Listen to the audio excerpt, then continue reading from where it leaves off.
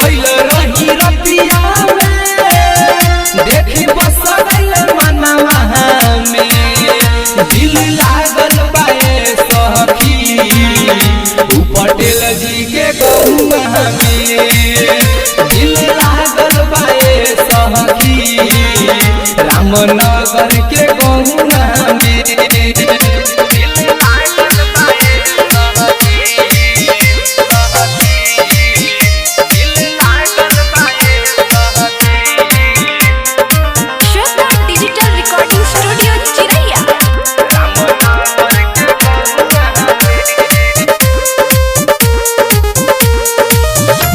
सटे जवा पया के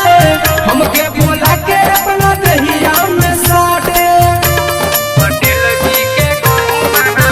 माने ना बात ये सटे जवा पया के हमके बोला के अपना दहिया में साटे पैसा डालत रहे चोलिया हमें दिल लागल बाए सखी 12 जयराम के गहुआ दिल लागल बाए सखी पटेल जी के गहुआ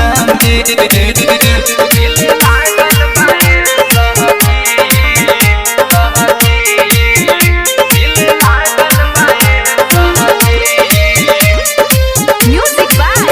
विकेश भोजपुरिया राइटर मुन्ना रंजीत भी आइले रहे बगल में बुखारी आइले राइटर मुन्ना सुनील भी आइले रहे बगल में बुखारी आइले गुडू बस गइल दिलवा में दिल लागल बाए सखी रामनगर के गहुआ में दिल लागल बाए सखी 12 जयराम के गहुआ में नाच गइल रही रतिया में देखी बस गइल मनवा में दिल लागल बाए सखी पटेल जी के गहुआ में